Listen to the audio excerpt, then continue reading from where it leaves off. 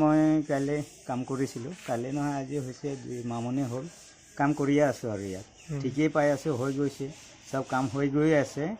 আজি মই ভিতৰত মানে ৱাইৰিং কি কয় ৰঙৰ কাম হৈ গ'ল, মই ৰঙৰ কামত কৰি গৈ আছোঁ।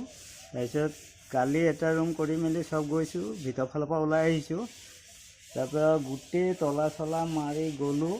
আহি ৰাতিপুৱা আজি মানে দেওবাৰ, আজি ধৰক মই ভাবিলোঁ এবেলামান কৰিম আৰু যিজন মালিক এইজনকো মই ঘৰৰ পৰা ফোন মাৰিছিলোঁ যে আজি এবেলামান কৰিম, আপুনি আহিব বাহিৰটো কৰিম আজি কৈ আৰু আহিছোঁ। দেখিছোঁ তলা লাগি আছে অলৰেডি, এই খালি এলডাৰৰ হেৰিটো খোল খাই আছে আৰু হেৰি কি কয় চিটকানি পিছফালৰ দুৱাৰ খোলা আছে, সোমায়ো যোৱা নাই। মুঠতে এইখিনিত ৰৈছোঁ দুৱাৰমুখত, দেখিছোঁ ফেনটো নাই, তাৰপিছত ফেন ওলোমা আছিলে। তাৰপিছত তেনেকুৱাতে মই লগালগ এই বাইদেউ ঘৰ গ'লোঁ, বাইদেউ ঘৰ গৈ সুধিছোঁ বাইদেউ কাইলৈ কিবা কাম চাম চলিলে নেকি? বোলে নাই চলা, নে চাবি তাবি নিছিলে নেকি? বোলে নাই নিয়া। তাৰপিছত মই কৈছোঁ আপুনি আহকচোন, লগতে আহিছে বাইদেউ, আহিছে দেখুৱাইছোঁ, ফটো চটো মাৰিছে আৰু ফোনা ফোনি কৰি দিছোঁ চবকে, তেনেকৈ এতিয়া আহিছে। কিন্তু ইয়াত অলৰেডি চুৰেই হৈ গ'ল, মানে এই ফেন চেন যিকেইটা নিছে আৰু ধৰক কাৰেণ্টৰ বস্তু কাটি কিমানখিনি বস্তু চুৰ হোৱা আপুনি প্ৰত্যক্ষ কৰিছে? মানে ফেন 5খন নাই হয় অকল। তাৰপিছত মই মোৰ ৰঙৰ বস্তুখিনি চালোঁ, ঠিকে আছে, খালি ফেনহে 5খন নাই আৰু খালি বস্তুখিনি গোটেই ছেটিং বেটিং কৰি থোৱা আছে, ৱাৰিঙৰ কাম সেইখিনিয়ে, আৰু মই বিশেষ নাই দেখা আৰু এনেই চব ঠিকে আছে। সেইকেইটা অকল ফেন 5খন লৈ গৈছে? হয়, ফেন 5। ৱাৰ চোৱাৰ কিবা নিছে নেকি? সেইবিলাকতো নাজানো আৰু এই যি য'ত কাটিছে সেইবোৰ পেলাইছে নে নিছে মই গম নাপাম, সেইখিনিতো আৰু দেখিছেই আৰু আপুনি চাইছেই, সেইটোৱে আৰু। হয়, যোৱাকালি আমাৰ গাঁও পঞ্চায়তৰ নৱনিৰ্মিত গৃহটি ইতিমধ্যে চুৰ হৈ গৈছে।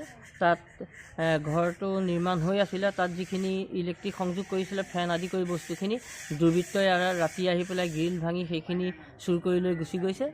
যোৱাকালি চুৰ হোৱা ঘটনাটো আমাক বাইদেৱে আজি জনালে, প্ৰেচিডেণ্ট বাইদেৱে জনোৱাৰ লগে লগে মই আহিছোঁ, মই কৰ্মচাৰী যিহেতুকে ইয়াৰ আহি পেলাই পাইছোঁহি যে ইয়াত গ্ৰিল ভাঙি গোটেই ইলেক্ট্ৰিচিটিৰ ফেনকে আদি কৰি বস্তুখিনি চুৰ কৰি লৈ গৈছে। সেইখিনি তেনেকৈ কিন্তু এই ঘটনাটো হ'ব নালাগিছিলে, আমি অলপোৱে বাঞ্ছা কৰা নাছিলোঁ, যিহেতু এটা ৰাইজৰ অনুষ্ঠান, এই অনুষ্ঠানৰ দ্বাৰা গোটেই 10খন গাঁৱৰ ৰাইজৰ উপকাৰ হয়। গতিকে তেনেকুৱা এটা ঘটনা হোৱাৰ কাৰণে আমি যিসকলে কামটো কৰিছে তেখেতসকলক গৰিহণা দিছোঁ। এই কামটো হোৱাৰ কাৰণে আমাৰ খুব দুখ লাগিছে, যিহেতুকে আমি সকলো ৰাইজে চলাৰ লগতে আমাৰ কৰ্মচাৰীকেইজনে খুব অন্তৰকৰণে অনুষ্ঠানভাগ লৈছিলোঁ। এভাগ পবিত্ৰ অনুষ্ঠান এনেকুৱা এটা হ'ব নালাগে, কিন্তু হৈ যোৱাৰ বাবে আমি সকলোৱে বৰ দুখ প্ৰকাশ কৰিছোঁ। এনেকুৱা ঘটনা আমাৰ কাৰ্যালয়ত সংঘটিত হোৱা নাই। আশে পাশে মদ চাপ জাতীয় বস্তু কোনোবাই কেতিয়াবা খায়, আশে পাশে বটল গিলাচ পেলায় অফিচৰ চৌহদৰ কাষত, কিন্তু আমাৰ অফিচৰ ভিতৰত এনেকুৱা ঘটনা এই প্ৰথম হৈছে। মৰঙী গাঁও পঞ্চায়ত, মৰঙী উন্নয়ন খণ্ডৰ অন্তৰ্গত।